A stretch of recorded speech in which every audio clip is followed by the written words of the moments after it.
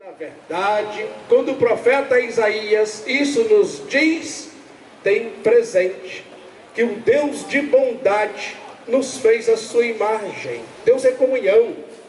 Deus é comunhão.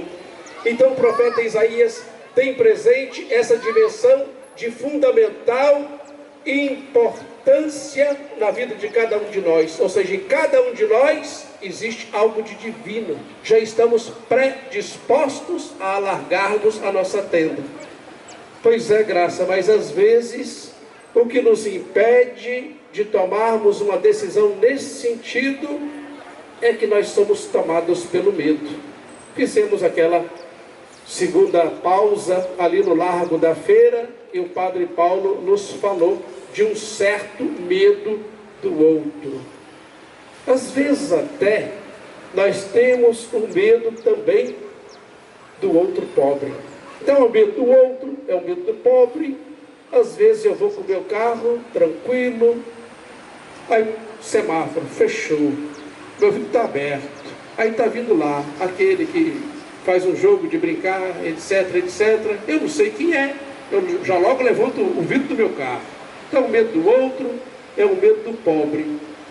Nesse sentido, aí nós, como fazer para alargar a nossa tenda? Então a campanha da fraternidade nos chama a atenção para 3 dimensões que nós devemos levar em devida consideração. Uma é a dimensão pessoal. A segunda é a dimensão eclesial, a igreja. A terceira, Pedro, é a dimensão social.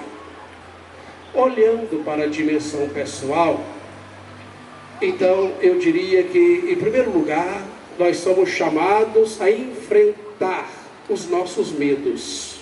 A enfrentar os nossos medos. E aqui existem 4 dicas que são significativas para nós. A primeira dica é que nós temos que nos perguntar exatamente do que nós temos medo, ou por que nós temos medo.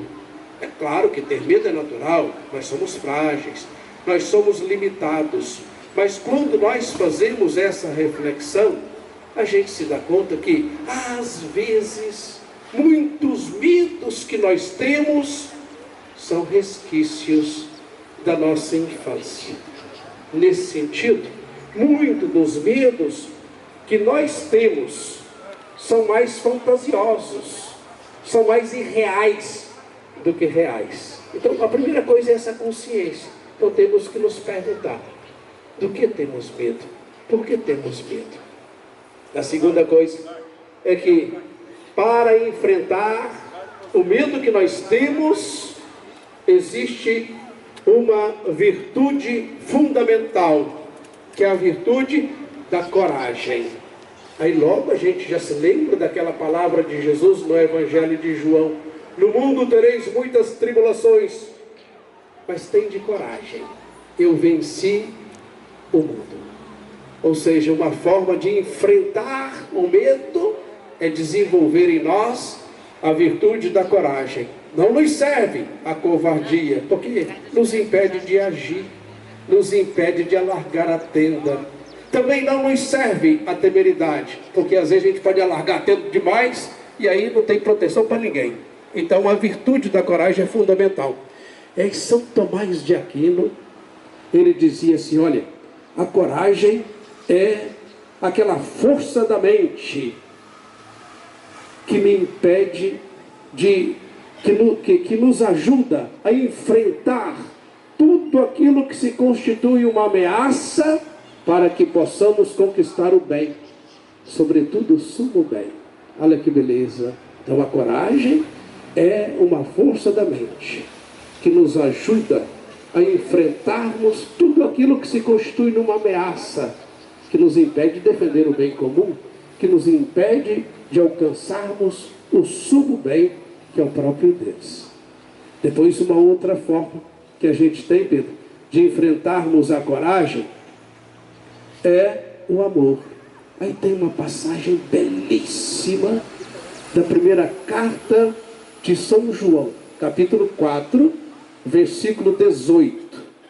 E lá a gente vai encontrar exatamente algo assim. 1 de João, capítulo 4, versículo 18. É o modo de enfrentar o medo. Lá São João vai estar dizendo mais ou menos assim: onde há amor, não existe medo. Pelo contrário, o amor expulsa o medo, joga para fora o medo. E o que é pior, se a gente isso não faz, o medo se constitui num tormento. O medo se constitui num tormento. Então, a perfeição, onde existe a perfeição do amor, não existe medo. 1 João, capítulo 4, versículo 18. Muito significativo para nós. Então, primeira coisa que a gente tem que fazer, claro, vivemos num mundo difícil, nos perguntar seriamente do que tenho medo, porque tenho medo. Segunda coisa, desenvolver em nós a virtude da coragem. Terceira coisa, desenvolver em nós a virtude do amor. E depois aquilo que eu diria que é mais fundamental para nós, a forma de enfrentarmos o medo, é a fé.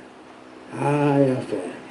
Aí foi Jesus que disse: não tenham medo daqueles que matam o corpo, mas não podem fazer nada com a alma. Então, fundamentalmente para nós é a fé. Então nós temos aqui essa consciência, essa importância do ponto de vista pessoal, para que a gente possa dar um passo a mais, para alargar a nossa tenda, de enfrentarmos o medo.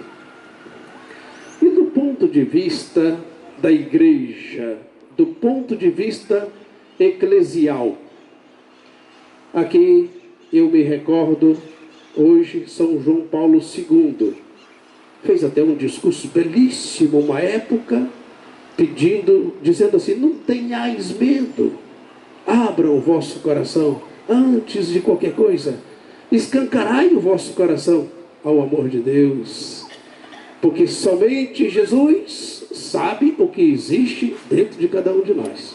E aí São João Paulo II nos fez um convite, quando nós estávamos entrando no ano de 2000, escreveu lá sobre o novo milênio que está chegando, e aí São João Paulo II dizia que nós devíamos fazer da nossa igreja, isso nos faz pensar seriamente, da comunidade onde a gente está, uma casa, uma escola da comunhão. Devemos fazer da nossa igreja, da nossa comunidade, uma casa, uma escola da comunhão. Mas nos advertiu: nós não seremos capazes de fazermos da nossa comunidade, da nossa igreja, uma casa de comunhão, se nós não tivermos uma espiritualidade da comunhão. E como fazer para ter a espiritualidade da comunhão? Nos deu alguns passos, algumas dicas. Fundamentalmente, nos recordou que devemos abrir o nosso coração à Trindade, ao Deus Pai, Filho e Espírito Santo, que habita em cada um de nós. E quando nós fazemos essa experiência, então nós somos convidados a olharmos para o outro, porque eu não vejo o meu rosto, eu preciso de um espelho.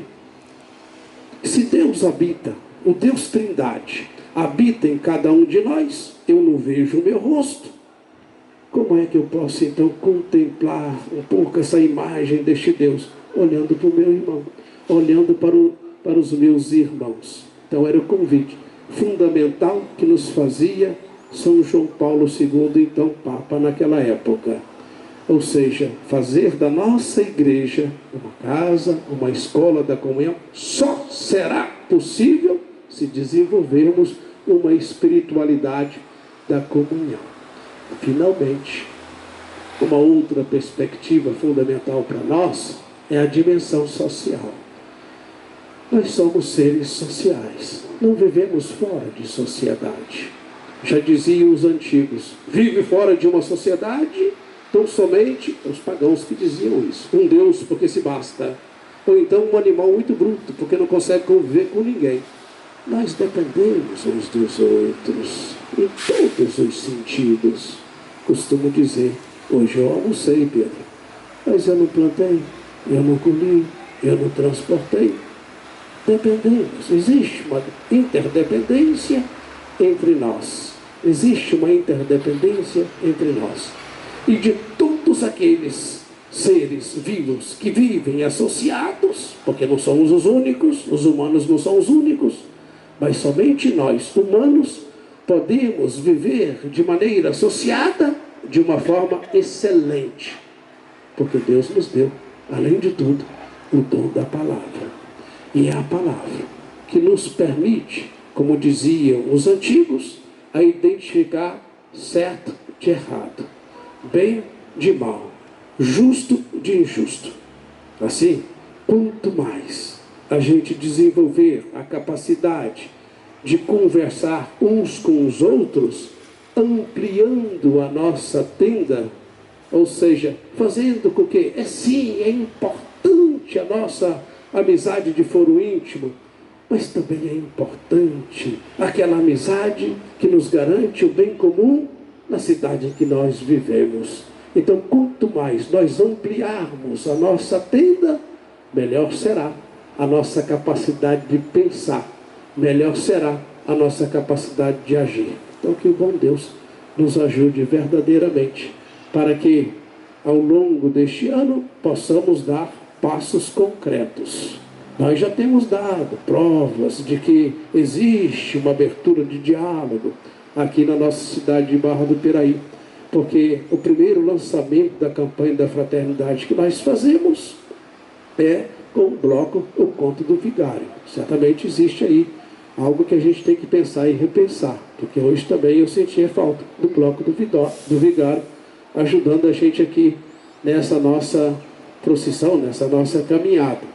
Devemos avançar nesse de como aprimorar o nosso diálogo, esse diálogo tão fundamental, pensando na nossa cidade de Barra do Piraí, com a sociedade barrense.